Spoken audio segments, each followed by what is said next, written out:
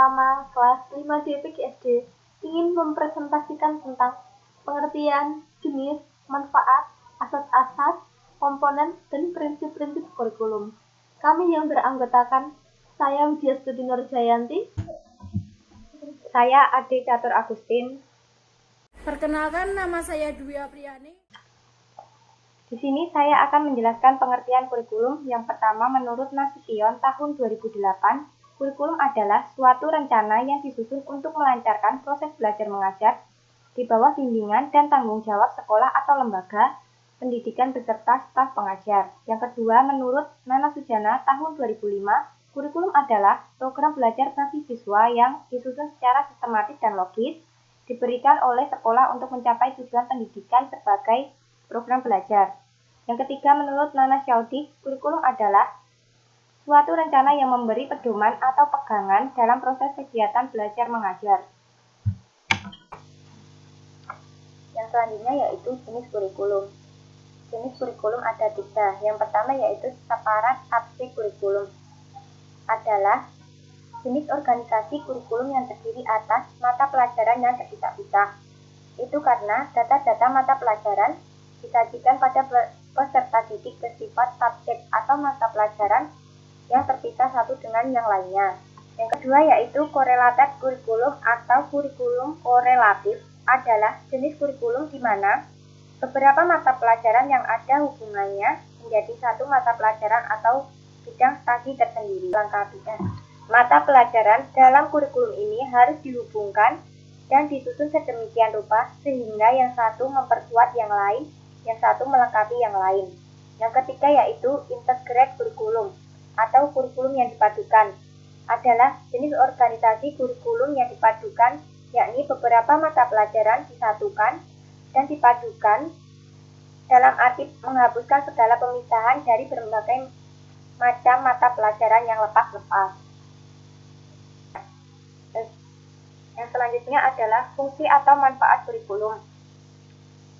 Fungsi kurikulum yang pertama yaitu fungsi penyesuaian adalah kemampuan dalam menyesuaikan diri dengan perubahan yang terjadi di lingkungan yang dinamis. Yang kedua yaitu fungsi integrasi adalah suatu alat pendidikan yang dapat menciptakan individu-individu yang utuh, dapat diandalkan dan berintegrasi di masyarakat umum. Yang ketiga yaitu fungsi diferensiasi adalah suatu alat yang memberikan pelayanan terhadap perbedaan-perbedaan setiap siswa yang harus dilayani dan dihargai. Yang keempat yaitu fungsi persiapan, yaitu kurikulum adalah sebagai suatu alat pendidikan yang dapat mempersiapkan para siswa ke jenjang pendidikan berikutnya.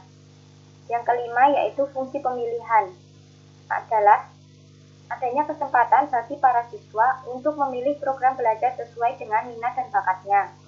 Yang keenam yaitu fungsi diagnostik, adalah sebagai alat pendidikan yang dapat memahami dan mengarahkan potensi para siswa, serta memahami kelemahan dirinya dan memperbaikinya. Lanjut kita akan membahas tentang manfaat kurikulum. Di sini manfaat kurikulum terbagi menjadi 3. Yang pertama manfaat kurikulum bagi guru, yang kedua manfaat kurikulum bagi sekolah, dan yang ketiga manfaat kurikulum bagi masyarakat. Dan yang pertama kita akan membahas tentang manfaat kurikulum bagi guru. Kurikulum dapat digunakan sebagai pedoman untuk merancang, melaksanakan, dan mengevaluasi dalam proses pembelajaran. Yang kedua, manfaat kurikulum bagi sekolah. Kurikulum juga bisa membuka peluang bagi sekolah untuk mengembangkan kurikulum sesuai dengan kebutuhannya. Yang ketiga, manfaat kurikulum bagi masyarakat. Kurikulum dapat dijadikan pedoman orang tua untuk membimbing anaknya dalam proses pembelajaran. Lalu kita akan membahas tentang asas-asas kurikulum.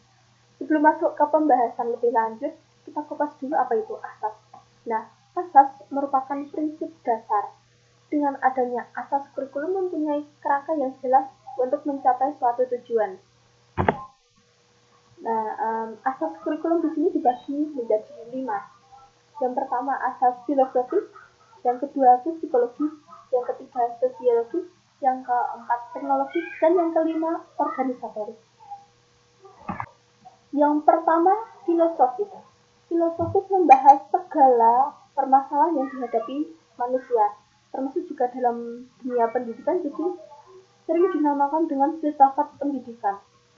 Pendidikan itu berarti berinteraksi antara manusia dengan manusia, terutama antara pendidik dan yang terdidik untuk mencapai suatu tujuan. Yang kedua adalah asas psikologis. Kondisi psikologis merupakan karakteristik positif seseorang sebagai individu dan dinyatakan dalam berbagai perilaku dalam interaksi dengan lingkungannya. Yang ketiga adalah asas sosiologisnya. Pendidikan diarahkan kepada kehidupan dalam bermasyarakat.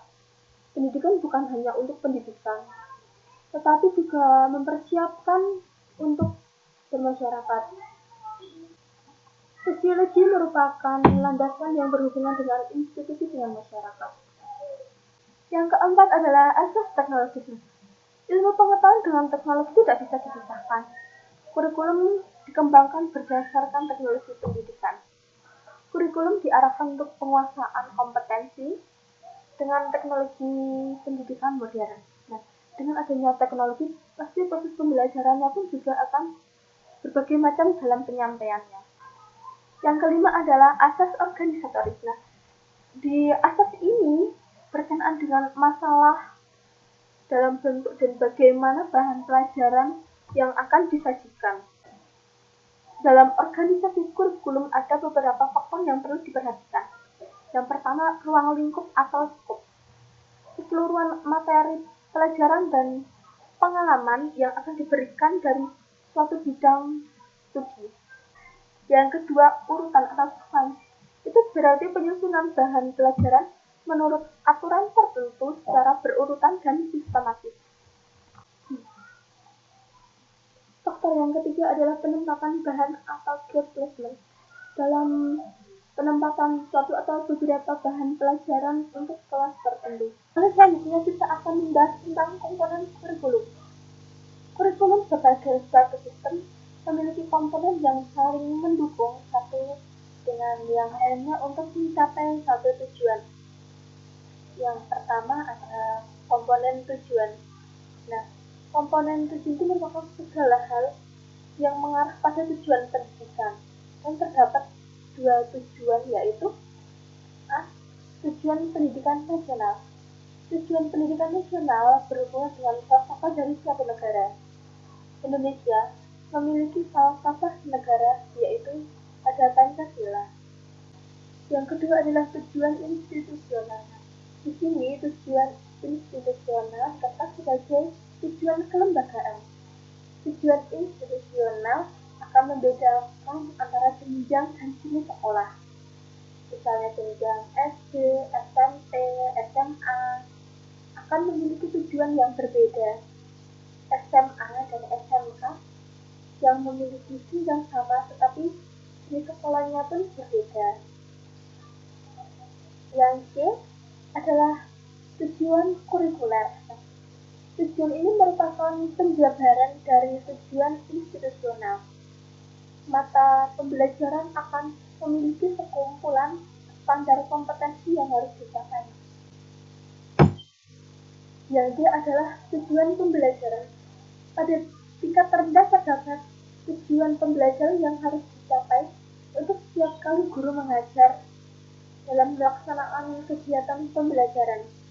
Tujuan itu tercermin dalam kompetensi dasar yang harus dikembangkan oleh guru setiap kali dalam Komponen yang kedua adalah komponen isi atau struktur program atau materinya. Isi kurikulum merupakan komponen yang berhubungan dengan pengalaman belajar yang harus dimiliki oleh peserta didik. Komponen yang ketiga adalah komponen proses atau proses penyampaiannya. Sistem pendidikan adalah sistem atau strategi yang digunakan dalam menyampaikan materi. Sistem penyampaian mencakup strategi dan pendekatannya, metode, pengaturan kelas, serta pemanfaatan media kelas. Yang keempat adalah komponen evaluasi. Komponen evaluasi merupakan penilaian yang dilakukan oleh guru terhadap hasil pembelajaran untuk mengukur tingkat kemampuan peserta didik, serta digunakan Untuk bahan penyusun laporan kemajuan peserta didik. Ini saya mau menjelaskan tentang prinsip-prinsip kurikulum. Yang pertama, relevansi itu di sini ada dua, secara internal dan eksternal. Kalau yang internal itu berisikan tentang komponen kurikulum, tujuan, materi, strategi, dan evaluasi. Sedangkan yang eksternal itu berisikan tentang tuntunan ilmu pengetahuan dan teknologi, tuntunan potensi peserta didik, dan kebutuhan perkembangan masyarakat. Yang kedua tentang efektivitas. Efektivitas itu di sini usaha atau kegiatan pengembangan kurikulum agar mencapai tujuan yang tidak mubazir, baik secara kualitas maupun kuantitas. Yang ketiga tentang prinsip efisiensi. Efisiensi kui berisikan tentang usaha dalam pembagian kurikulum itu dapat mengefisiensikan waktu, biaya, dan sumber lainnya secara optimal, cermat, dan tepat sehingga hasilnya memadai. Yang keempat tentang kontinuitas, itu berisikan tentang kesinambungan dalam kurikulum, baik di dalam tingkat kelas, antar jenjang pendidikan, maupun antar jenjang pendidikan dengan jenis pekerjaan. Yang kelima tentang fleksibilitas. Fleksibilitas di sini itu usaha agar dalam usaha yang dihasilkan memiliki sifat-sifat luas, lentur, fleksibel dalam pelaksanaannya, penyesuaiannya terhadap situasi dan kondisi yang berkembang. Yang keenam, orientasi pada tujuan.